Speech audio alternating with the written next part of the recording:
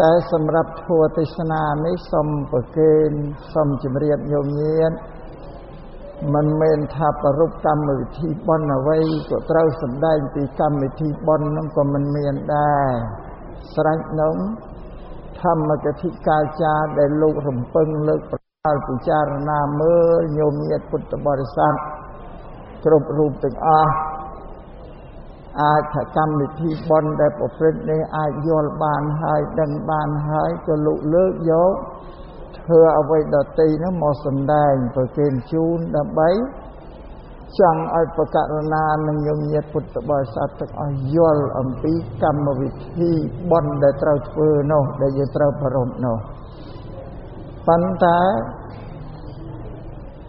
ញោមញាតិខ្លះហ្នឹងច្រើនមានការប្រកាន់តែបើធ្វើបុណ្យអីទៅសម្ដែងអំពីបុណ្យហ្នឹងបានអស់ចិត្តតែសម្ដែងឲ្យដទៃឃ្លាតឆ្ងាយពីកម្មវិធីបុណ្យមិនអស់ចិត្តទេ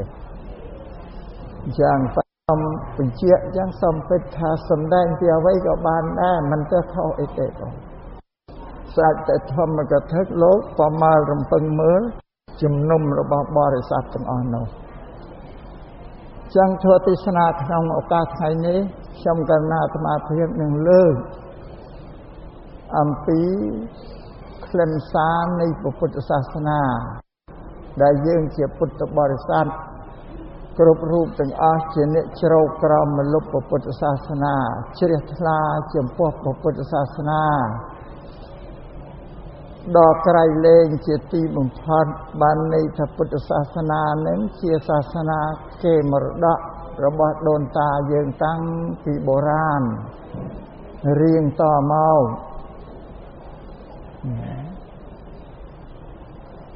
ញោមញាតិពុទ្ធបរិស័ទជ្រាបថា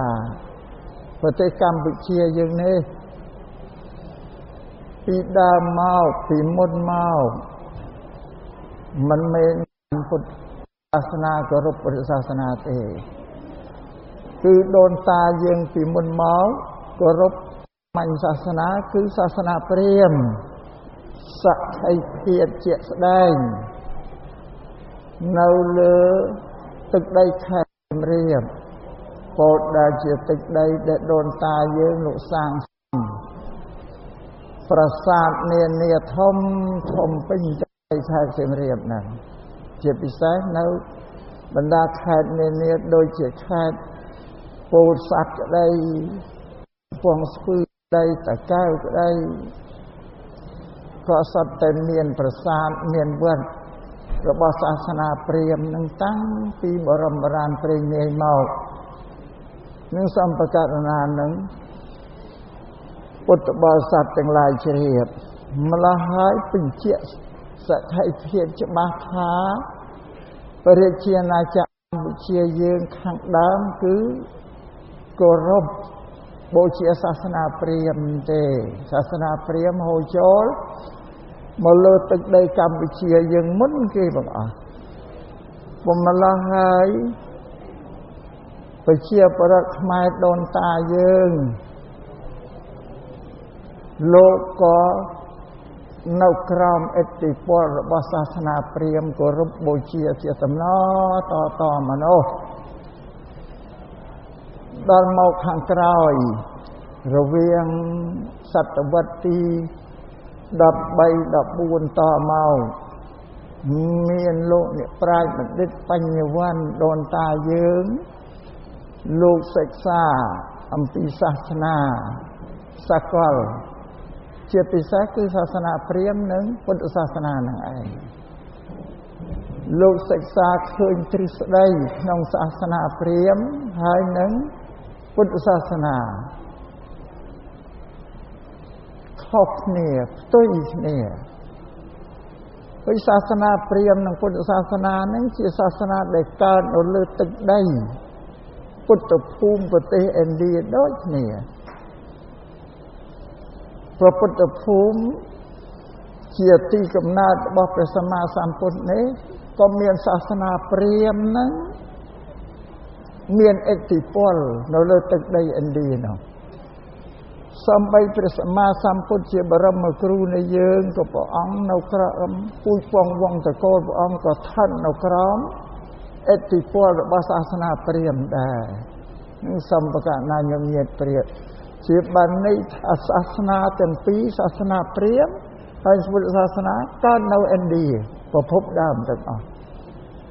ប៉ុន្តែសាសនាព្រាហ្មណ៍នេះហូរចូលមកទឹកដីប្រជាជាតិអាណាចក្រកម្ពុជាយើងមុនគេទាំងអស់ព្រោះតាមរយៈកោណ្ឌិញ្ញព្រាហ្មណ៍ហ៊ុនទៀននិងបថោងហ្នឹងជាមេសាសនាព្រាហ្មណ៍នឹងបានធ្វើដំណើរចូលមកជាអាណាចក្រកម្ពុជានឹងម្ល៉េះហើយកោណ្ឌិញ្ញព្រាហ្មណ៍ហ៊ុនទៀនឬបថោងនឹងលោកប្រកាសសាសនាព្រាហ្មណ៍ហ្នឹងទូទាំងប្រជាអាណាចក្រកម្ពុជាបណ្ដាប្រទេសនានានៅជុំវិញយើងដូចជាប្រទេសថៃក្តីឡាវក្តីភូមាក្តីមីយ៉ាន់ម៉ាក្តីមិនសូវមានឥទ្ធិពលរបស់សាសនាព្រាហ្មណ៍នឹងចូលទៅជ្រែកជ្រៀតជ្រៅពេកទេមានតែប្រជាអាណាចក្រកម្ពុជាដែលមេសាសនាគឺសាសនាព្រាហ្មណ៍ដូចជាប្រទេសថៃទទួលយកសាសនាព្រាហ្មណ៍ពីប្រទេសកម្ពុជាយើងទៅនេះសំប្រគិនសង្ឃជំរាបអញ្ចឹងនឹងនិយាយពីប្រវត្តិរបស់សាសនាព្រាហ្មណ៍និងសាសនាពុទ្ធយើងហ្នឹងបករណាញោមញាតិពុទ្ធបរិស័ទសិក្សាមើលនៅទឹកដីខេត្តពោធិសត្វក្តីតកែវក្តីកំពង់ស្ពឺក្តីមានវត្តរបស់សាសនាព្រាហ្មណ៍នៅច្រើនណាស់កត្តាដែលយើងត្រូវដឹងគ្រប់គ្នាហ្នឹងឲ្យតែមានពាក្យថាអង្គតាំងក្រាំងរលាំងបាទីណាដែលមានឈ្មោះនោះសតវត្តសាសនាព្រាហ្មណ៍ពីមុនមកដូចជាអង្គតាសមអង្គថ្នោតអង្គតមិញនិងអង្គឯណាទេចង់កណាអាត្មាស្គាល់មិនអស់ទេប្រកាសណាញោមញៀនមិនស្គាល់ច្រើនវិញដូចតាំងនេះតាំងគោកតាំងកសាំងតាំងស្ដីណាច្រើនអត់តែមានឈ្មោះគឺសុទ្ធតែជាវត្តសាសនាព្រាហ្មណ៍ទាំងអស់ប៉ុន្តែដល់មកក្រោយរវាងគ្រិស្តសករាជសតវត្សទី14 15មកសាសនាព្រាហ្មណ៍ចេះតែខ្សោយឥទ្ធិពលសាបរលាបអស់ទៅម្ល៉េះហើយពុទ្ធសាសនាយើង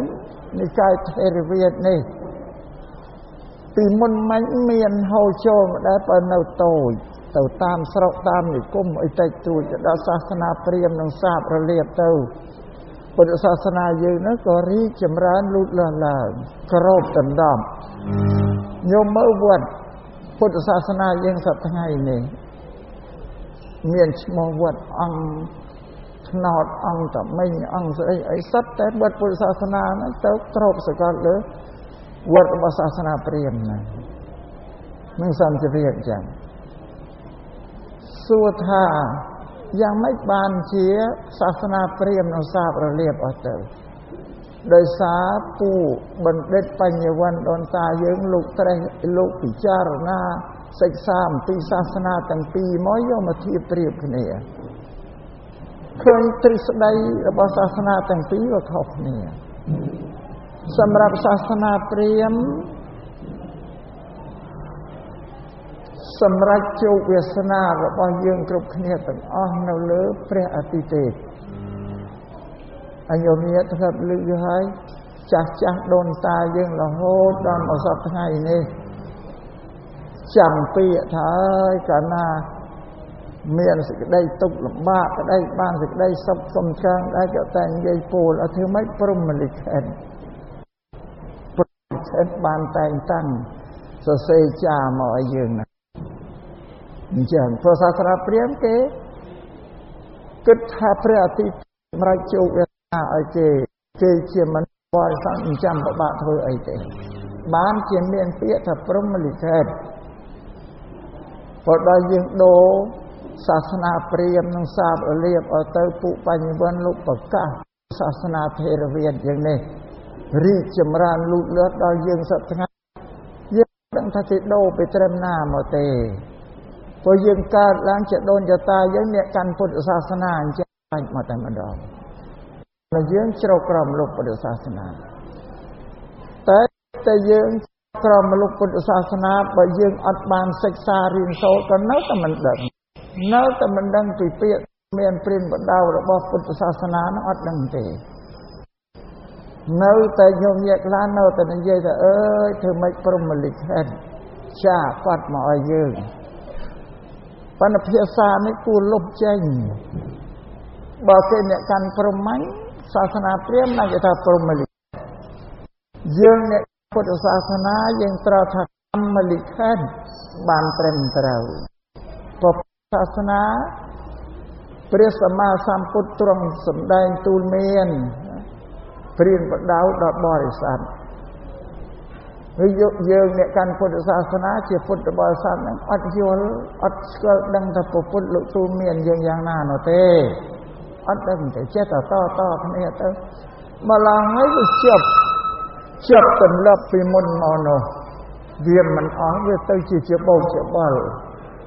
មិនដឹងឯណាសាសនាព្រាហ្មណ៍មិនដឹងឯណាសាសនាពុទ្ធ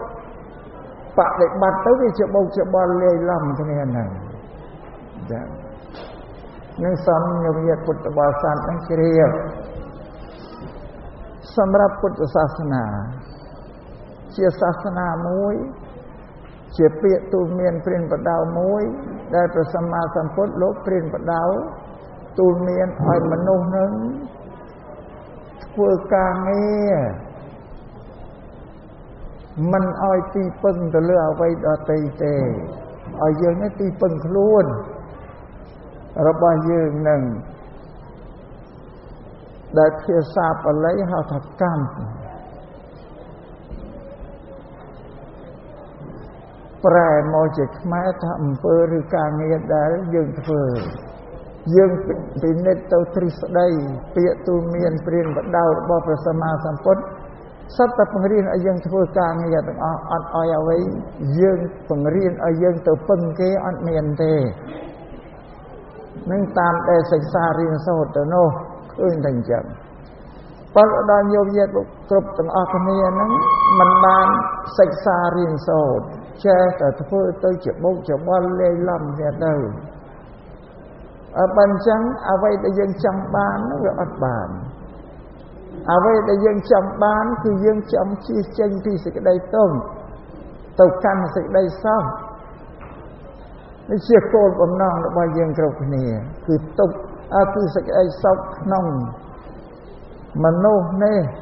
ក្នុងបរលោកនិងព្រះនិព្វានតែចង់បានសុខគ្រប់តែភូមិគ្រប់ឋានហ្នឹងឯង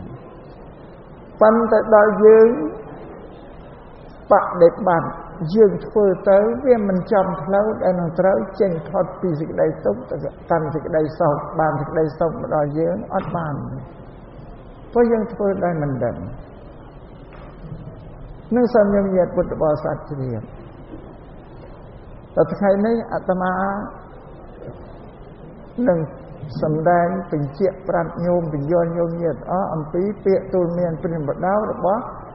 ព្រះសម្មាសម្ពុទ្ធតាមពិតទៅក្រិនតែពាក្យថាពុទ្ធសាសនាហ្នឹងក៏យើងមិនយល់ទេថាមិនយល់ពាក្យពុទ្ធសាសនាហ្នឹងថាម៉េច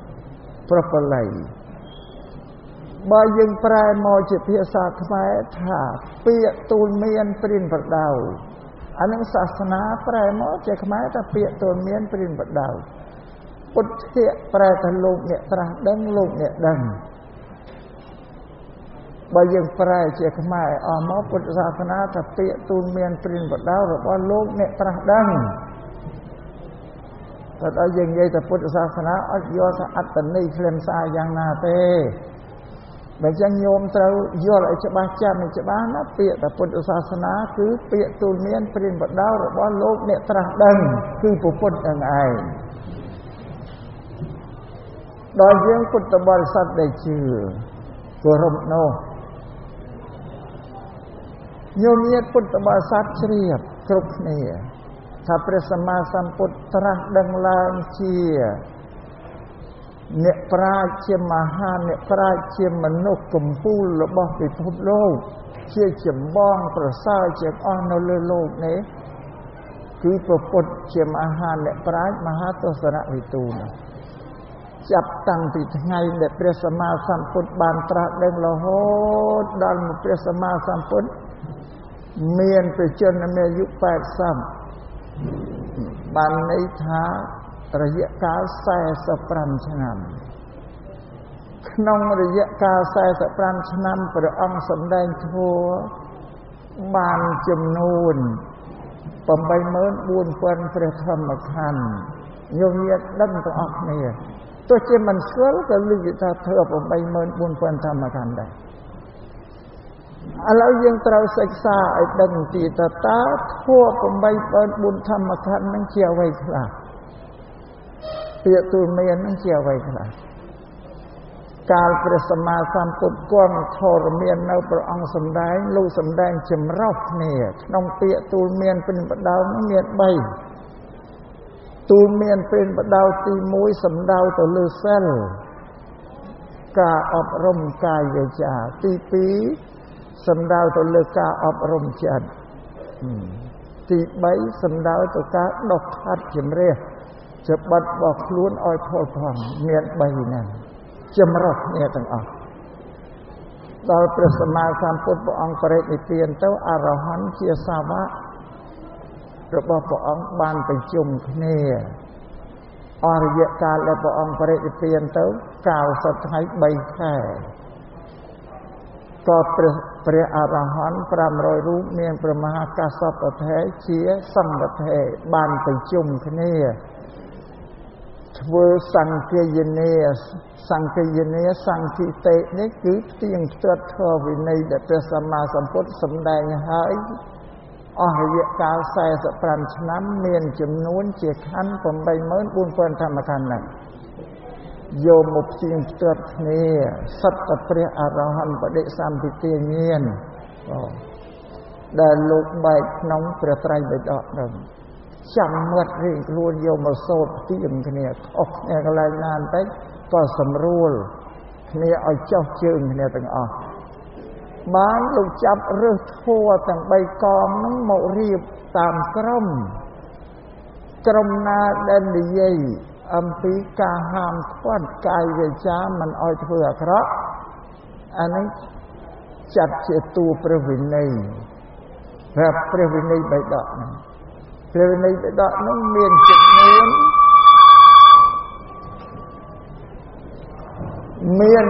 ួន21000 ធម្មខណ្ឌ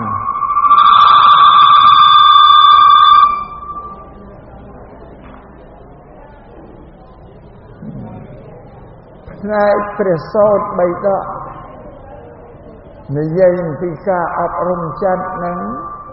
ការសន្សំកុសលពេញ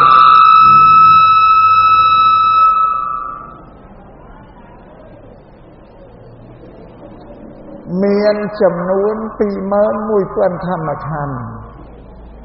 ផ្នែកខាងព្រះអភិធម្មបិដក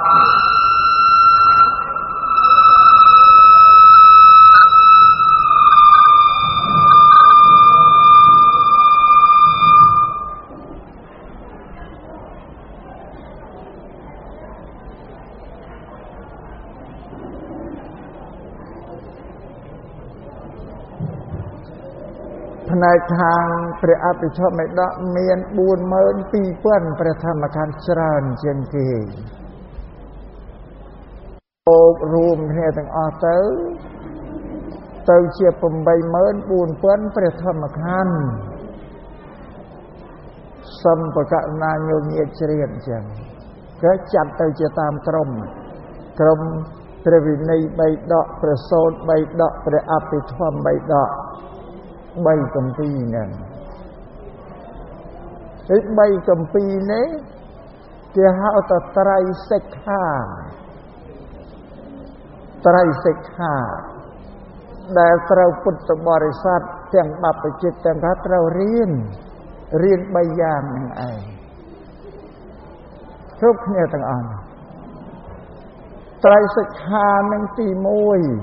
1គឺសិលបានដល់ព្រះវិន័យទី2សមាធិបានដល់ព្រះសូត្របិដកទី3បញ្ញាបានដល់អភិធម្មបិដកពីសិលសមាធិបញ្ញានេះពោលមួយយ៉ាងទៀតថាសិលធ មៈវិជ្ជាពលម្យ៉ាងទៀតថាសិលសមថវិបស្សនាឈ្មោះផ្សេងពីគ្នាប៉ុន្តែអត្ថន័យដូចគ្នាទាំងអស់សរុបសួរតើសិលសមាធិបញ្ញានេះពុទ្ធបរិស័ទត្រូវរៀនដោយអីរៀនធ្វើអីថារៀនដើម្បីនឹងអប់រំបន្ទុំកាយវាចាចិត្តបញ្ញារបស់ខ្លួនលៀងជំរះសេចក្តីល្ងងអកុសលធម៌អសពបែបយ៉ាងដែលកើតនៅក្នុងកាយទ្វារវិច័យទ្វារមโนទ្វាររបស់យើងឲ្យស្អាតធ្វើ84000នឹងជាទ្រឹស្ដីដែលយើងពុទ្ធបរិស័ទអង្គនេះត្រូវធ្វើការធ្វើកម្មជាការងារសម្រាប់ធ្វើការងារសម្អាតកាយវាចាចិត្តរបស់ផងយើងនោះឲ្យស្អាតទៅល្មិចទៀតមិនចាំមកកម្មប្រគេតែចាំមកកម្មប្រគេអីចឹងតែមកលេងទៅ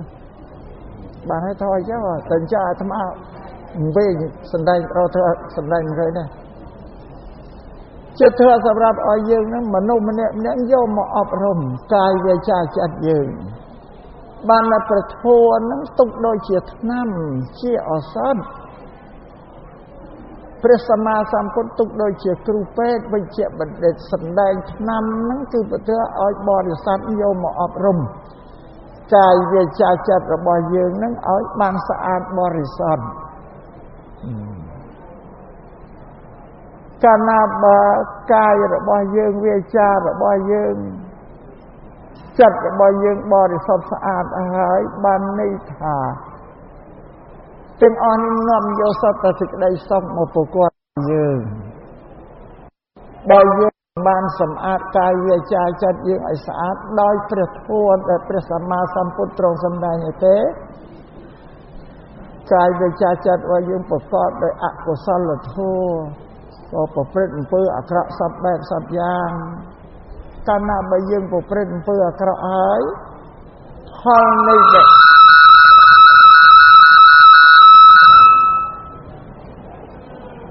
មានណាដាក់ក្បាលមីក្រូអីណាហ្នឹងផលនៃការងារធ្វើក៏ផ្ដល់សេចក្តីទុក្ខមកឲ្យយើងអានឹងជារឿងពិតនៅលើលោកនេះតែសម្រាប់សាសនាដទៃសេចក្តីទុក្ខសោកគេមានជំនឿជឿថាព្រះជាអ្នកផ្ដល់ឲ្យរីឯព្រះសម្មាសម្ពុទ្ធជាបរមគ្រូព្រះអង្គបដិសេធថាសេចក្តីសោកទុក្ខកើតពីការងាររបស់ខ្លួនយើងទេដែលធ្វើនោះទៅនៅក្នុងពុទ្ធសាសនាបានជាពុទ្ធសាសនានិយាយពាក្យថាកម្មឲ្យយើងធ្វើការងារកាយកម្មវិច័យកម្មមនោកម្មកាយក៏ត្រូវធ្វើការ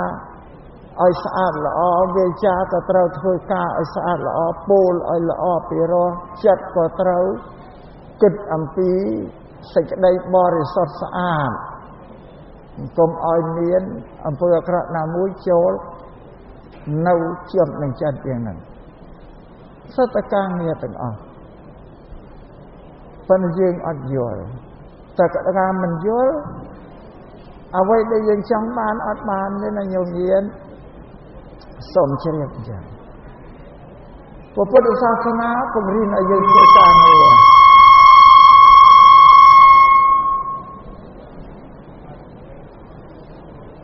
បានអ្នកប្រាជ្ញបណ្ឌិតដូនតាយើងលោកប្រមើលមើលទាំងកូនចៅប្រុសស្រីអញមិនយល់ពីពុទ្ធសាសនា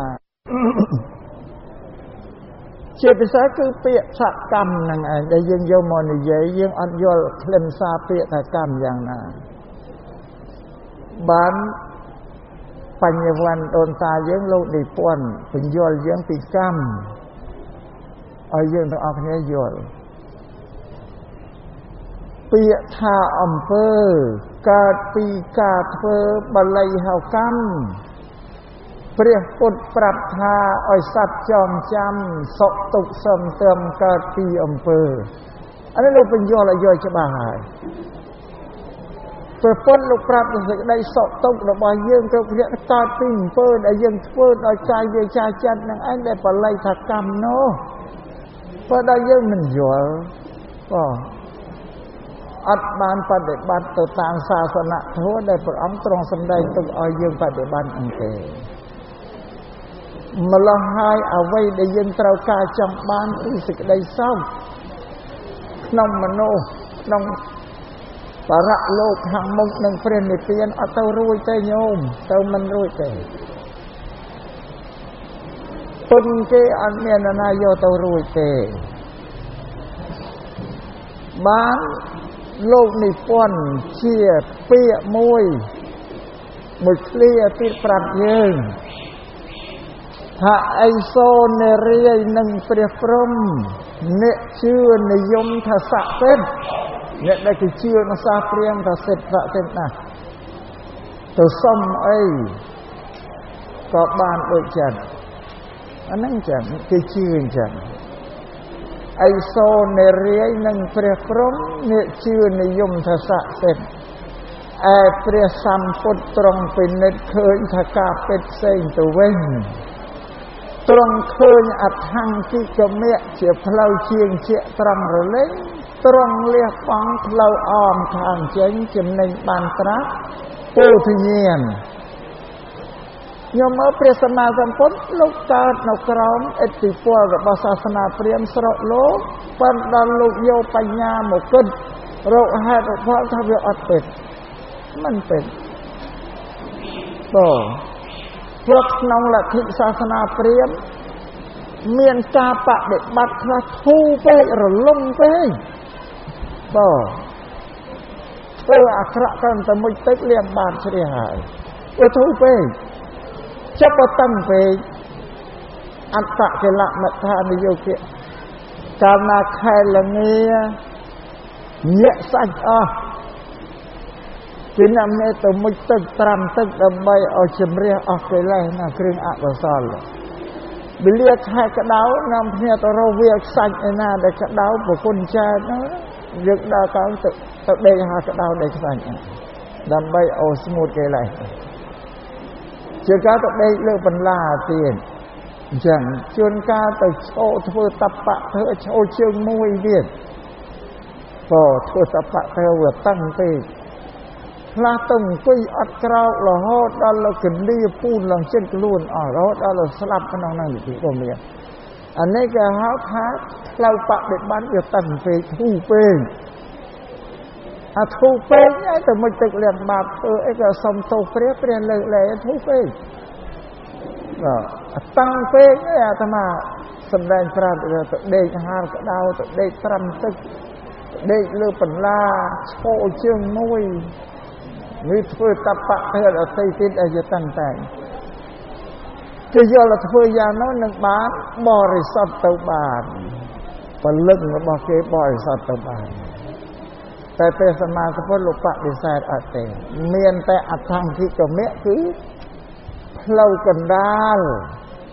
ធ្វើដែលព្រះសម្មាសម្ពុទ្ធដែលសម្ដែងហើយនេះ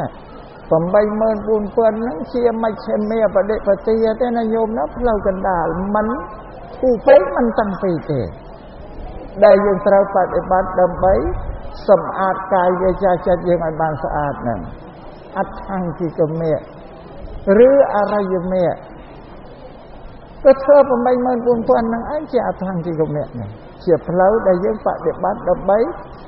រំដោះខ្លួនចេញពីទុក្ខបានហ្នឹងសូមឲ្យញោមញាតិជ្រាបច្បាស់ពីព្រះធម៌ដែលព្រះសម្មាសម្ពុទ្ធលោកសម្ដែងហើយធម៌ដែលព្រះពុទ្ធសម្ដែងថានិយានិកធម៌ធម៌ដែលសម្រាប់ដឹកនាំឬធម៌សម្រាប់ស្រោចស្រង់យឹតយោងសត្វឲ្យផុតចេញពីសេចក្តីទុក្ខពីសង្សារទុក្ខទៅកាន់ព្រះនិព្វានជាធម៌សម្រាប់យឹតយោងចឹងបានថាអថង្គិកមគ្គឬអរិយមគ្គផ្លូវទាំង8ផ្លូវទាំង8ហ្នឹងអថង្គិកមគ្គលោកសង្គ្រោះចូលទៅក្នុងសិលសមាធិបញ្ញាហ្នឹងឯង ដូចជាសមាទិដ្ឋិសមាសង្កប្បៈការយល់ត្រូវការត្រេះរិះត្រូវនេះលោកសង្គ្រោះចូលទៅក្នុងបញ្ញាខណ្ឌបញ្ញាសមាវាចាសមាកមន្តៈសមាអាជីវៈសមាវិយាមៈសមាវាចាសមាកមន្តៈសមាអាជីវៈ3នេះលោកសង្គ្រោះចូលទៅក្នុងសិលខណ្ឌសិលសមាវិយាមៈសមាសតិសមាសមាធិ3នេះលោកសង្ចូលក្នុងសមាធិខណ្ឌយើងនិយាយមើលមើលមានទៅវិណាធ្វើ84000នៅតែប៉ុណ្ណឹងឯងសិលសមាធិបញ្ញាអថង្គិកមៈនេះគឺតួសិលសមាធិបញ្ញាដែលត្រូវយកមកអប់រំកាយវាចាចិត្តរបស់ផងខ្លួនយើងហ្នឹងបានពុទ្ធសាសនាព្រះអង្គទូមានឲ្យយើងនេះធ្វើកម្មទេធ្វើការងារទេបើយោមញាតិយល់ពុទ្ធសាសនាពាក្យទូមានរបស់ព្រះពុទ្ធជាម្ចាស់ដោយសត្វមកអត់ខ្វល់អត់អំពល់អីទៅណាញោមណាគិតតែពីរឿងម្នាក់ប្រឹងធ្វើម៉េចរវាងតែកាយវាចាចិត្តរបស់យើងនឹង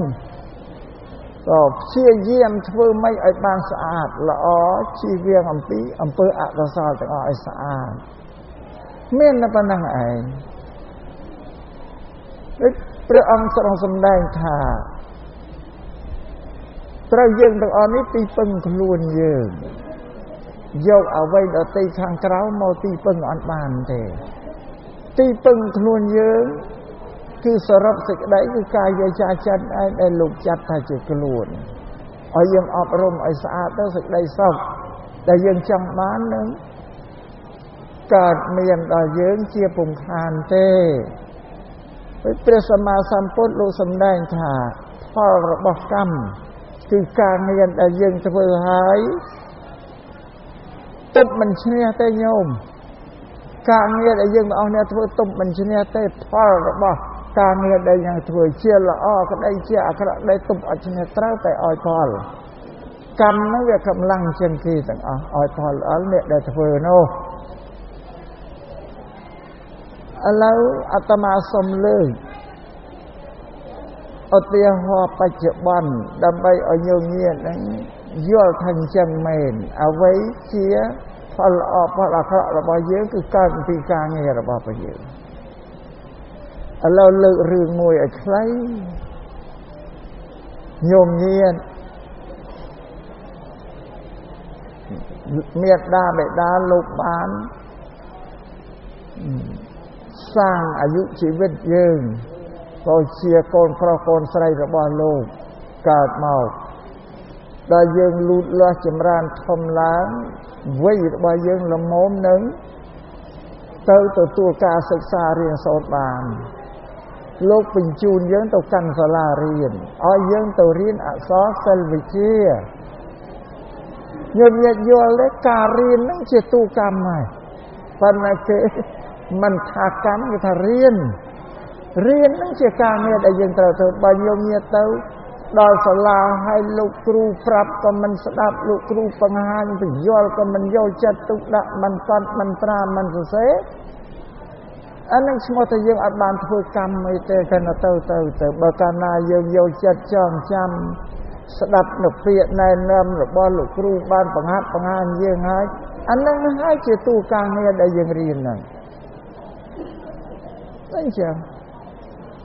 ដូចញោមញាតិបានចេះបានដឹងអក្សរសិល្ប៍វិទ្យាអីសពបែបសពយ៉ាងដោយសារយើងធ្វើកម្មគឺរៀននឹងឯងការងារគឺរៀននឹងឯងបានបណ្ឌិតបុរាណដូនតាលោកប្រាប់ថាចេះពីរៀនមានពីរោចេះពីរៀនមានពីរោរៀននឹងជាតួការងាររោគនឹងជាតួការងារមើលញោមញាតិសប្តាហ៍ថ្ងៃដែលប្រព្រឹត្តកិច្ចការងារអីទាំងអស់ធ្វើការគ្រប់បែបទាំងអស់ដែលជាការងារប្រចាំរបស់ខ្លួនអានោះហើយជាតួកម្មហ្នឹងមិនមែនដែលឈប់ឯណាធ្វើទាំងយប់ទាំងថ្ងៃហ្នឹងដល់វាកើតទ្រព្យកើតសម្បត្តិកើតចំណេះវិជ្ជាបុណ្យស័ក្តិមកបានពីណាបានតែពីខ្លួនយើងធ្វើកម្មហ្នឹងឯងធ្វើការងារហ្នឹងឯងយើងរំពឹងមើលមែនទេ បែរមើលត្រឡប់ទៅមើលខាងក្រោយមកទល់ដល់ថ្ងៃដែលញោមអង្គុយស្ដាប់ធម៌ទេសនាថ្ងៃនេះនៅវត្តមនីរតនារាមស្អីដែលបានពីណាហ្នឹងបានតែពីយើងធ្វើទៅទាំងអស់ហ្នឹងឯងប៉ុន្តែញោមញាតកន្លះអត់ដឹងមិនដឹងថាអាហ្នឹងបានដោយសារអញធ្វើអត់ទេថាបានពីណាណីនឹងឲ្យអត់ទេណាព្រោះបើញោមញាតជឿអញ្ចឹងមិនមែនពុទ្ធសាសនាទេបើពុទ្ធសាសនាជឿថាអ្វីទាំងអស់បានតែពីខ្លួនយើងធ្វើគឺកម្មនឹងទេនឹងជារឿងពិតប៉ុន្តែទៅជែកអត់បានទេព្រោះនឹងឃើញទាំងអស់គ្នាប្រកបជាស្ដែងដឹងទាំងអស់គ្នាបានធ្វើទាំងអស់គ្នាឃើញជាភាពជាស្ដែងបានព្រះសម្មាសម្ពុទ្ធពាក្យដែលលោកសម្ដែងទូមានអត់មានចំណុចសំខាន់នៅហ្នឹងណាញោមណាទី1ព្រះសម្មាសម្ពុទ្ធជួបបរិស័ទណាលោកពន្យល់អំពីហេតុផលឲ្យបុគ្គលហ្នឹងយល់ពីហេតុពីផលហេតុផលគឺផលកម្មហ្នឹងឯងបើយើងមិនធ្វើការងារផលប្រយោជន៍ដែលមិនដែលកើតឲ្យយើងដែលពន្យល់ឲ្យជាច្បាស់បានថាហេតុផលគឺផលទាំងអស់កើតពីកម្មគឺការងារនឹងឯងទី1ឲ្យបរិស័ទនឹងជឿឲ្យប្រកបចឹងទី2ព្រះអង្គបញ្យល់ឲ្យបរិស័ទឲ្យស្គាល់សេចក្តីពិតនៅលើលោកនេះអ្វីដែលយើងមិនស្គាល់អ្វីដែលយើងមិនយល់នោះលោកបញ្យល់យើងការពិតឧទាហរណ៍ដោយសេចក្តីសោកទុក្ខរបស់ផងយើងណាថាកើតតែពីការដែលងារដែលយើងធ្វើនឹងឯងនឹងជាសេចក្តីពិតហើយពិតម្យ៉ាងទៀតលោកថាសភាវៈទាំងអស់ដែលកើតមកលើលោកទោះបីសង្ខារមានវិញ្ញាណក្តីអត់វិញ្ញាណក្តីมันមានស្ថិរភាពទេតែប្រព្រឹត្តមានការប្រែប្រួលទៅតាមកាលតាមពេលតាមវេលានឹងជារឿងពិតញោមមើលអ្វីដែលកើតមកប្រែប្រួលសំបីតែខ្លួនយើងនឹងពីទារកមកដល់កុមារដល់យុវជនយុវវ័យដល់មកពុមហាជនចេះតែប្រែប្រួលវ័យហ្នឹងយកទៅតាមពេលតាមវេលាដល់ទៅចាស់ជារាក្រមជាស្រាប់ទៀតនឹងជាសេចក្តីពិតជាវាមិនថត់ចេញវាមិនរួចទេព្រះសម្មាសម្ពុទ្ធឧទាហរណ៍ថាសភាវៈដែលគេមិនចង់បានមានណាចង់បានទេបើទោះបីមិនចង់បានក៏ហាមធ្វើវាមិនបានទី1គឺជារាក្រមគ្រាទី2គឺជំងឺឈឺចាប់ទី3គឺសេចក្តីស្លាប់ទី4គឺផលរបស់កម្មការងារដែលយើងធ្វើហើយហ្នឹងខិតមិនបានទេបើធ្វើអីបានហ្នឹងឯងហ្នឹងជាសេចក្តីពិតហ្នឹងអត់ញោមញាតគិតមើលមកញោមញាតទៅរៀនអក្សរខ្មែរចេះអក្សរខ្មែរញោមញាតទៅរៀនអង់គ្លេសចេះអង់គ្លេសរៀនចិនចេះចិនរៀនអីចេះហ្នឹងរៀនវិទ្យាចេះហ្នឹងអារៀនហ្នឹងជាតួកម្មចេះចំណេះហ្នឹងមកជាផលរបស់កម្មញោមទុំបីឆ្នះដល់ណាទៅរៀនអីថាវាមិនចេះហ្នឹងអត់មានទេអានេះជាផលរបស់កម្មទុំអត់ឆ្នះទេតែធ្វើឲ្យត្រូវតែបានចឹងអានេះជាសេចក្តីពិតហ្នឹងដែលព្រះអង្គប្រាប់សេចក្តីពិតហ្នឹងហើយព្រះអង្គប្រាប់ទៀតថាមនុស្សយើងសម្រេចជោគវាសនាដោយខ្លួនឯងទេមិនមានអតិទេពមិនមែនព្រះជាម្ចាស់ណាមកសម្រេចជោគវាសនាទេខ្លួនយើងសម្រេចជោគវាសនាខ្លួនឯងនឹងជាសេចក្តីពិតដែរខ្ញុំគេមើលលោកប្រាប់រឿងពិតឧទាហរណ៍យើងសិក្សារៀនសូត្រចប់ឯថ្នាក់ទីបញ្ចប់រួចហើយលើសពីនោះទៅយើងត្រូវរៀនថ្នាក់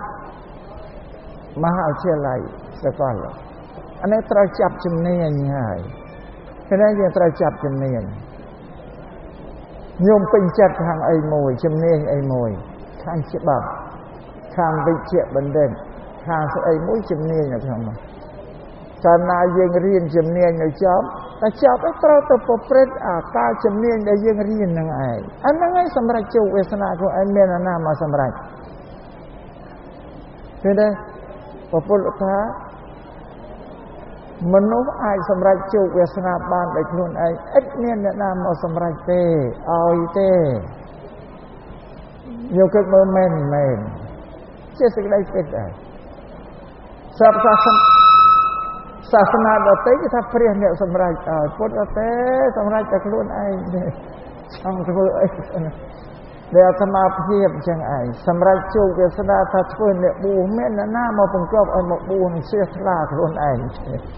បានកើតជាអ្នកបួសតាំងពីឆ្នាំ1962មកទល់ឥឡូវនេះសម្រេចខ្លួនឯងតែមានណាសម្រេច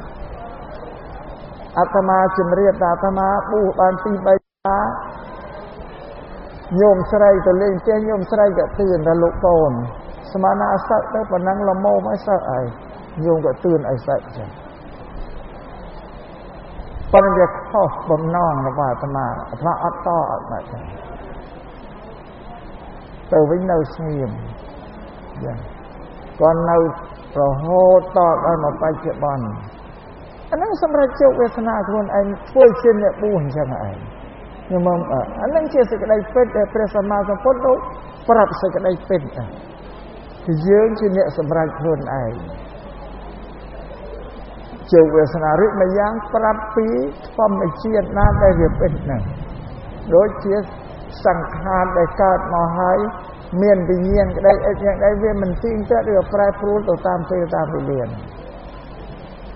ទី3ព្រះអង្គប្រាប់ពីសេចក្តីអាក្រក់និងសេចក្តីល្អថាសេចក្តីអាក្រក់យើងធ្វើឲ្យទោសឲ្យផលអាក្រក់មកយើងជាសេចក្តីទុក្ខល្អឲ្យសេចក្តីជាសុខឲ្យបរិស័ទទាំងអស់គ្នាខំលះបង់សេចក្តីអាក្រក់ចេញ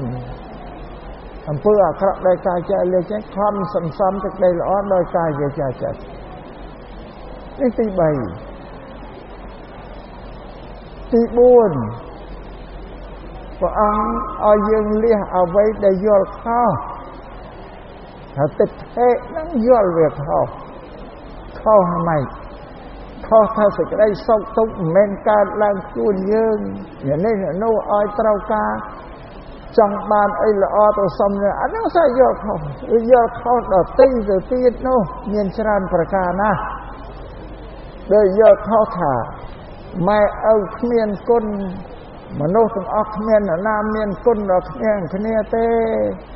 សត្វស្លាប់ហើយមិនកើតទៀតទេមកក្រុមទៅសត្វស្លាប់សូន្យហ្នឹងសើតែការយល់ខុសលោកដតីក៏មិនមានអញ្ចឹងណាយល់ខុសលោកឲ្យបំបត្តិអានឹងចេញដល់ទៅនឹងការយល់ខុសឲ្យលុបបំបត្តិចេញដោយការសិក្សារៀនសូត្រត្រេះរិះដោយបញ្ញាដ៏ប្រសើរហ្នឹងទើបលុបបំបត្តិបានទី4ទី5ព្រះអង្គប្រាប់ផ្លូវ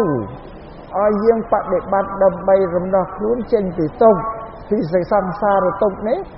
គឺអថង្គិកមៈអរិយមគ្គនឹងឯងយោមញាតិណាដែលចំចេញពីទុក្ខឃើញសេចក្តីទុក្ខក្នុងជីវិតក្នុងសង្សារវដ្តនេះត្រូវតែបដិបត្តិក្នុងអរិយមគ្គអថង្គិកមគ្គហ្នឹងលោកប្រាប់ផ្លូវតែគ្មាននរណាមកជួយបានទេ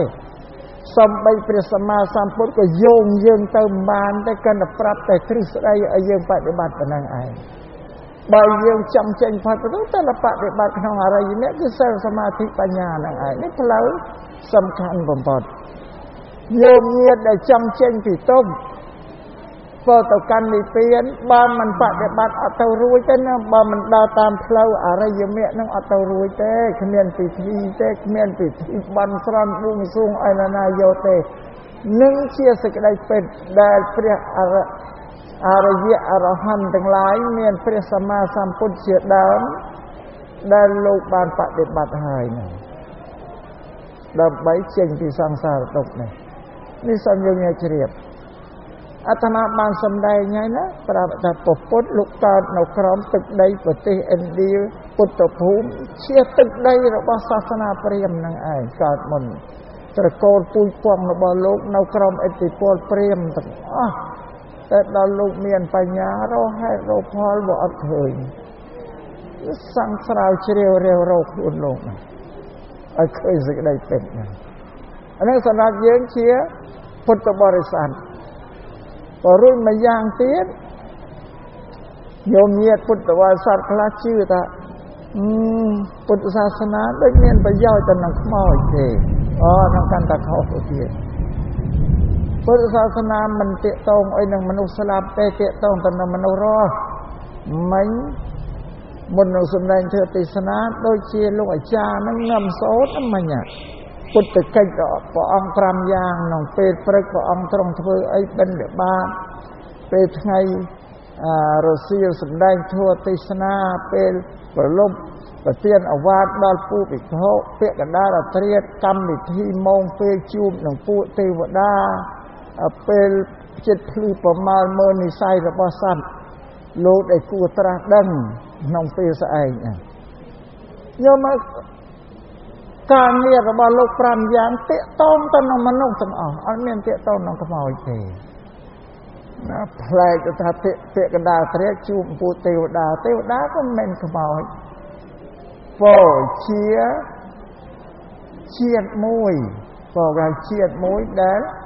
បានសាងល្អពីមនុស្សនឹងដល់អស់ជីវិតទៅកាន់សុគតិទេវតាមានរូបជាទិព្វសំបីតែប្រើប្រាស់ម្ហូបអាហារអីក៏ជាទិព្វអាយុក៏ជាទិព្វទាំងអស់នឹងមិនមែនខ្មោចទេសូមយើងញាតិជ្រាបចឹងយកមកកិច្ចការរបស់ព្រះអង្គមានម៉ោងណាមួយពេលណាដែលទៅជួបនឹងខ្មោចវាអត់ទេសោះជួបតែនឹងមនុស្សព្រះអង្គប្រុសបានតែមនុស្សទេ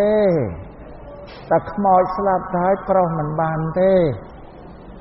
អានឹងអ្នកដែលស្លាប់ទៅហើយគ្រាន់តែកាន់យកអំពើល្អអាក្រក់របស់ខ្លួនកាលនៅពីមនុស្សនោះធ្វើល្អអាក្រក់បានប៉ុណ្ណាយកប៉ុណ្្នឹងឯងទៅសូមឲ្យយើងនិយាយតើស្លាប់ទៅអត់មានពិធីទេអញ្ចឹងណាចាំអាត្មាលើករឿងមួយទៀតព្រះមោគលាននិងព្រះលក្ខណៈថែបហើយមួយលោកធ្វើដំណើរអាចជើងភ្នំកញ្ជកោតព្រះមោគលានលោកមានរិទ្ធប៉ុន្តែលោកជាទៅលោកក៏ដល់ភ្នំកញ្ជកលោកក៏លេខទៅលើកំពូលភ្នំកញ្ជកឃើញប្រែតបាបភ្លើងឆេះនៅលើកំពូលភ្នំកញ្ជកោតហ្នឹងដល់ឃើញពួកប្រែតនៅអញ្ចឹងទៅហើយលោកក៏ធ្វើប្រអស់ញឹមព្រះលក្ខណៈថែដែលនិមន្តតាមរួមតណៃមេសួរថាអវសរអ្នកឯងឃើញអីមានរឿងអីបានជាញញឹមហ្នឹង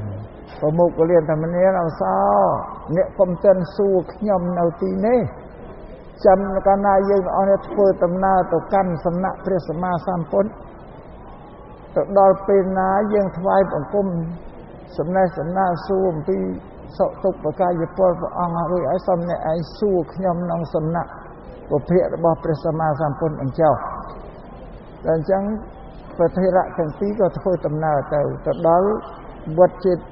ពន្ធសំណាក់ដែលព្រះអង្គគង់នៅហ្នឹងក៏ថ្វាយបង្គំសំណេះសំណាលសួរសុទុបចំពោះព្រះសម្មាសម្ពុទ្ធរួចហើយក៏លើករឿងហ្នឹងលក្ខណៈថាលើករឿងថាបាទព្រះមោគលានអវសោកាលដែលយើងមកដល់ជើងភ្នំកញ្ជកោឃើញយើងអវសោអើតមើលទៅលើកំពូលភ្នំត្រង់ញឹមតាមមានហេតុអីព្រះសម្មាសម្ពុទ្ធព្រះមោគលានលោកប្រាប់ថាមនាលអវសោខ្ញុំមកដល់កន្លែងនោះខ្ញុំអើតទៅឃើញប្រែករងទុកแล้วគឺភ្លើងឆេះរោលខ្លួនសង្គមប៉ុន្តែអវសោសួរខ្ញុំនៅទីនោះ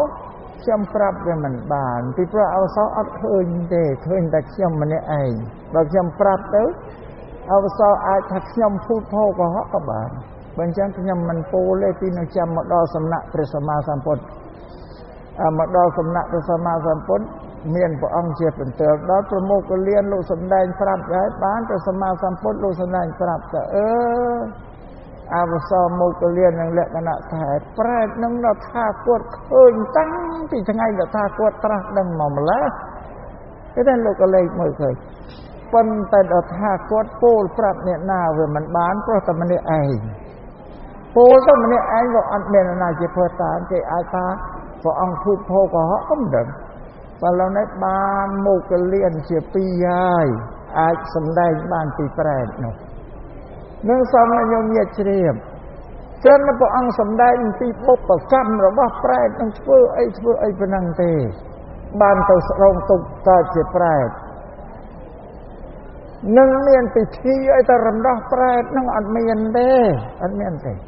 ហើយព្រះអង្គទ្រង់មានព្រះមហាមេត្តាករុណាដល់សត្វលោកអស់chứ mấy của ông mình tự đọc ra nó bằng khơiគ្នាtục tôi miền cam mình tự đọcគ្នាឲ្យរួចពីបាបផងថាវាមិនអាចទៅរួចទេក៏ដឹងតែប៉ុណ្្នឹងឲ្យដឹងតែពុបកម្មរបស់ប្រែតហ្នឹងពីមុនធ្វើអំពើអាក្រក់អីអាហ្នឹងសម្បជាចឹងបើវាមានតាកតងប្រែតព្រះអង្គទៅដោះប្រែតនៅសដែងធ្វើរំលោះដោះប្រែតចេញពីកំណើតប្រែតនឹងបានហ្នឹងជាឧទាហរណ៍ជាស្ដែងបានថាអត់បានទេបើដោះហេតុដោះបានពុទ្ធលោកសំដែងតែដោះផលអត់ដោះបានទេផលដែលកើតហើយដោះមិនបានទេបើដោះហេតុកុំធ្វើអាក្រក់អាហ្នឹងហេតុដែលធ្វើអាក្រក់ទៅបានផលអាក្រក់អ្វីទាំងអស់វាសម្រេចទៅពីហេតុពុទ្ធលោកឲ្យយើងដោះហេតុទេរបស់ទាំងអស់លើលោកកើតហេតុផលទាំងអស់អ្វីដែលមានហេតុផលអត់ជឿយកទេឧទាហរណ៍ញោមញាតដាំដើមដូងនិយាយលើដើមដូងមកមកចាដល់ដូងនោះវាផ្លែមកសួរថាដូងនោះផ្លែពីណាផ្លែពីដើមហ្នឹងយើងដាំនឹងដើមជាហេតុដើមដូងដែលយើងយកទៅដាំការដែលយើងដាំហ្នឹងជាការងារយើងឲ្យជាកម្មមកយើងដាំហ្នឹងបាទដូងនោះវាកើតឡើងបានផ្លែហ្នឹងមានហេតុមានផលចឹងហើយមិនថាទេដូងនេះអត់មានដើមក៏ឃើញធ្លាក់ពីលើមេឃមកចេញពីដីមិនណាគេជឿពុទ្ធសាសនាណាគេមិនជឿទេពុទ្ធនៅថាមិនដែលអញ្ចឹងទេរបស់ទាំងអស់នៅលោកមានហេតុផលទាំងអស់ឥឡូវលើកហេតុផលមួយទៀតយើងដែលជាមនុស្សក៏មានហេតុមានផលដែរប៉ុន្តែហេតុផលដែលលើកនេះវាមនុស្សនោះបរាប់លៀនរាប់កោតតំណមនឹងពីត្រឹមណាទៅបើនិយាយឲ្យខ្លីនិយាយវែងទៅអត់យល់និយាយថាយើងនិយាយត្រឹមនិយាយទួតតាទួតយើងចុះនិយាយទួតតាទួតយើងជាផលរបស់ម៉ែឪកើតមកជាផលហើយនិយាយទួតតាទួតនឹងជាផលត្រឡប់ទៅជាហេតុវិញបានមកនិយាយតាយាយយើងបង្កើតនឹងជាផលយាយតាបង្កើតយើងដែលជាផលវាត្រឡប់ទៅជាហេតុវិញបានលោកឪពុកអ្នកម្ដាយយើងជាផលលោកឪពុកអ្នកម្ដាយយើងដែលជាផលត្រឡប់ទៅជាហេតុវិញបានយើងជាផលយើងជាផលត្រឡប់ទៅជាហេតុវិញបានកូនប្រុសកូនស្រីកូនប្រុសកូនស្រីយើងត្រឡប់ផលត្រឡប់ទៅជាហេតុបានចៅចៅជាផលត្រឡប់ទៅជាហេតុបានចៅទូននិយាយប៉ុណ្ណឹងចុះអានឹងបើមិនមានហេតុផលវាអត់បានទេបានថាអ្វីទាំងអស់នៅលើលោកបើមិនមានហេតុផលពុទ្ធសាសនាហាមមិនឲ្យជឿពុទ្ធក៏អត់ជឿទេយើងតែមានទេអញ្ចឹងណាប៉ុន្តែរឿងផលដែលកើតហើយបំបត្តិអត់បានទេណាញោមណាเราអត់បានទេដូចញោមទៅរៀនអក្សរតែចេះហើយទៅលុបបែឲ្យវាលុបបែឲ្យបាត់ចេះហ្នឹងវាមិនបាត់ទេមកពីយើងទៅធ្វើហេតុគឺយើងរៀនតែចេះមកនឹងជាផលស្អីចឹងបានថាពុទ្ធសាសនាពុទ្ធលោកមិនឲ្យទៅយកអ្នកឯទៀតមកប្រសិទ្ធពីឲ្យយើងបានទៅជានេះមិនមានទេតាមពេលអត់មានទេអ្វីទាំងអស់បានតែពីខ្លួនយើងទេរួចមួយទៀតបញ្ជាក់ឲ្យច្បាស់ណាស់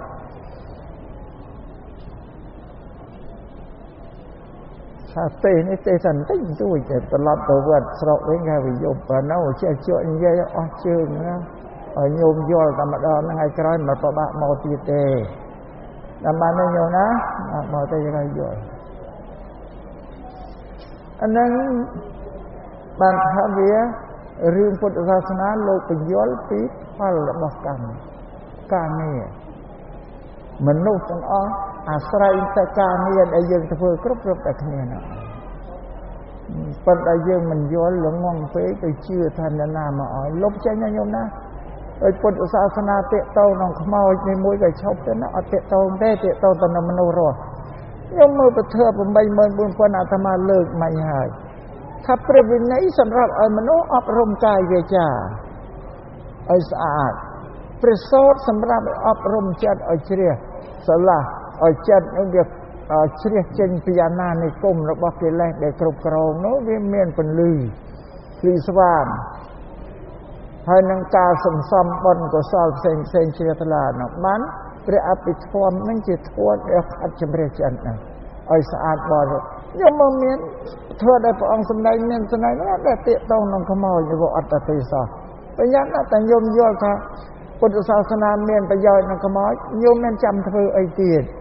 តែចាំអញស្លាប់ទៅសំពីសូត្រធ្វើឲ្យស្ដាប់បើនៅមនុស្ស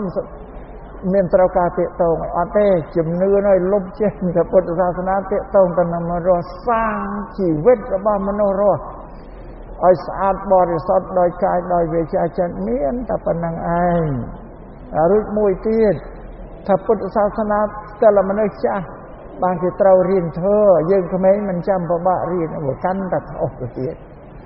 វាកាន់តែខុសឆ្ងាយវាចាំបើញោមយល់ខុសទាំងអស់ចឹងហើយអានេះគេទៅថេណាយល់ខុសអត់ឲ្យយល់ខុសតើមានប្រយោជន៍អីបានប្រពុតថាឲ្យលុបអាការយល់ខុសនឹងចេញបើយកការលុបការយល់ខុសចេញគឺយល់ត្រូវហើយព្រោះលោកថាមនុស្សនឹងឯងដែលមានដៃជះមានឥទ្ធិពលអនុភាពប្រកែកជាងគេទាំងអស់នៅលើដីក្រមេឃសម្រាប់ញោមដែលមិនយល់អត់ជឿទៅអត់ជឿថាមនុស្សប្រកែកមានដៃជះមានឥទ្ធិពលមានអំណាចអាចធ្វើអីក៏បានដែរណាញោមណាអត់ជឿទេជឿទៅណាពីមុនណាដែលខុសនឹងឯងតាមពិតមនុស្សប្រកែកជាងគេព្រះអង្គថាលើកឧទាហរណ៍បញ្យល់ថាបើមិនមានមនុស្សធ្វើល្អសាងកុសលល្អទេទេវតាក៏អត់មានដែរខ្ញុំយល់ថាធ្វើល្អដើម្បីស្លាប់ទៅកើតឋានសួគ៌ទៅកើតជាទេវតាមិនអញ្ចឹងក៏តែគ្នាហ្នឹងប៉ុន្តែអត់ដឹងថាមនុស្សប្រកែកជាងទេវតាទេព្រះអង្គថាបើគ្មានមនុស្សធ្វើល្អទេវតាក៏អត់មានអញ្ចឹងគេតែអ្នកដែលសាងសេចក្តីសុខចង់ស្លាប់ទៅកើតសុគតិឬបើយើងពោលទៅទៀតថាបើគ្មានមនុស្សធ្វើអាក្រក់នរកប្រែតអេរចានក៏វាមិនមានគេទៅតែពីមនុស្សទាំងអស់ត្រង់ហ្នឹងក៏អាចសម្រេចបានថាមនុស្សសម្រេចជោគវាសនារបស់ខ្លួនបានចង់ឲ្យទៅកើតជាទេវតាក៏បានចង់ទៅកើតនរកប្រែតក៏បានតែខ្លួនឯងគ្មាននរណាមកធ្វើទេតែបានទេញោមណាអត់មាននរណាធ្វើទេចឹងអាត្មាសំដែងប៉ុណ្ណឹងចុះបើចង់ដល់បញ្ចប់ទៅឆាប់ត្រឡប់ទៅស្រុកបើចឹងញោមទាំងអស់គ្នាស្ដាប់ឲ្យយកបញ្ញាដ៏ប្រសើររបស់ញោមមកពិចារណាតាមវគ្គឃ្លាធម៌ទេសនាប្រយោគដែលអាត្មាបានលើកមកសម្ដែងជូននឹងឯងយកទៅពិចារណាចុះមិនទាន់ហ៊ានបង្ខំញោមថាឲ្យជឿទេទុកចិត្តសេរីភាពឲ្យញោមយកទៅគិតខ្លួនឯងចុះបើថាទេសម្ដែងធម៌ទេសនាមានហេតុផលពុទ្ធលោកបង្រៀនឲ្យយើងធ្វើការងារជឿកម្មផលទេក៏ធ្វើទៅបើថាវាមិនទាន់ជឿទេយកច្បាស់ទៅក៏រៀនស្ដាប់ទៅទៀតបណ្ណាអាត្មាមានជំនឿថាញោមញាតិពុទ្ធបរិស័ទបើជាចំណុះជើងវត្តនៃក្តីឬក៏នៅណាក្តីធ្លាប់បានស្ដាប់ធម៌ទេសនាធម្មបរិយាយរបស់ព្រះអង្គវគ្គជីរបញ្ញោហើយចេះរនឹកមិនឃើញណាសានសុជាស្ដាប់មកញយហើយលោកលើកពុទ្ធដីកាព្រះសម្មាសម្ពុទ្ធមកសម្ដែងប្រាប់ញោមនិយាយតែពីហេតុពីផលនឹងឯងពីការទីពឹងខ្លួនឯងបានចំកណាអាត្មានេះក៏សម្ដែងតែពីក្រោយលោកដែរតាមលោកដែរពីព្រោះយល់ថាការសម្ដែងធម៌ទេសនានេះស្ដាប់ធម៌ទេសនានោះមានអានិសង្ស5ទី1ញោមអ្នកស្ដាប់អាចបានស្ដាប់ធម៌ណារឿងណាដែលមិនធ្លាប់បានឮបានស្ដាប់មកពីមុននោះទី2ធម៌ណារឿងណាដែលញោមធ្លាប់ស្ដាប់ពីមុនហើយយល់មិនទាន់ច្បាស់ដែលមានធម្មកថាលោកបញ្យល់ពីរឿងនេះធ្វើឲ្យច្បាស់លាស់អានេះអានិសង្សយ៉ាងទី3បំបត្តិការយល់ខុសរបស់ញោមញាតិហ្នឹងឲ្យបាត់ទៅឲ្យបាត់អាយល់ខុសទៅយ៉ាងទី4ច្រឡំហើយរនឹកឃើញណា5នឹកមិនឃើញទី1ស្ដាប់ធម៌ដែលមិនធ្លាប់បានស្ដាប់ទី2 ធ្វើរឿងនេះស្ដាប់ឲ្យកាន់ឲ្យច្បាស់ទី3បំបត្តិសេចក្តីសង្ស័យអ្វីសង្ស័យហ្នឹងវាមិនដាច់ស្រេចក៏លុបបំបត្តិបានស្ដាប់ទៀតទៅបំបត្តិទី4បំបត្តិការយល់ខុសទៅទេនោះតែណាបំបត្តិសេចក្តីសង្ស័យទិដ្ឋិការយល់ខុសឡើងវាមានបញ្ញាភ្លឺស្វាងញោមញាតក៏កាន់តែមានសទ្ធាជ្រះថ្លាចំពោះការទូលមានព្រានបដៅព្រះសម្មាសម្ពុទ្ធកាន់តែខ្លាំងឡើងពីមុនហ្នឹងអានិសង្សនៃការស្ដាប់ទៅតាមពេញញោមញាតស្ដាប់ធ្វើទេសនាព្រះអង្គសានសុជាមកពីមុនមកឲ្យអាត្មាសម្ដែងក៏មិនជាខុសអីលំអានរបស់លោកប្រមាណទេគាត់នឹងមកជួយបញ្ជាក់ញោមញាតឲ្យកាន់តែយល់ច្បាស់ទៅទៀតយល់ទៅញោមញាតអរគ្នាហ្នឹងណាបើអញ្ចឹងប៉ុណ្ណឹងយោសូមបញ្ចប់ព្រះទេសនាតែប៉ុណ្ណឹងទៅចុះបើញោមញាតបានយល់ហើយមិនពិបាកតិតងទៀតទេអាត្មាក៏កាន់តែចាស់ណាស់ដែរជាង80ក៏មិននៅប្រមាណទេឯថាដែលមកទេសនារាប់មកនេះមានកត្តាពីរទី1ព្រះអង្គសានសុជាធ្លាប់ទៅសៀមរាបវត្តបូទៅចូលរួមកម្មវិធីបុណ្យសម្ដែងធម៌ហើយបើញោមញាតនេះនិមន្តមកហើយមិនមកក៏ដូចជាមិនគួរអញ្ចឹងណាទី2មិនដែលឃើញវត្តមនីរតនារាមនេះវាមានហេតុពីរដែលត្រូវតស៊ូមកនោះអាម៉ានេះលោកអាចារ្យកណាអញ្ចឹងធ្វើទេសនាដែលខ្ញុំករណាអាត្មាភាពសម្ដែងប្រគេននិងជូនចំពោះប្រកាសណានឹងញោមញាតពុទ្ធបរិស័ទគ្រប់គ្នាទាំងអស់ការសម្ដែងនឹងដោយមានបំណងតែចង់ឲ្យប្រកាសណាញោមញាតចម្រើនលូតលាស់ដោយបញ្ញាទៅតាមពុទ្ធសាសនាព្រះសាសនានឹងពុទ្ធឲ្យយើងសន្សំបញ្ញាសាងបញ្ញាឲ្យមានច្រើនបញ្ចេញចាក់រួចទុកនឹងបានចឹងទើបទេសនាក្នុងឱកាសនេះក៏សន្មតបញ្ចប់តែប៉ុណ្ណេះឯងអេវ៉ាំង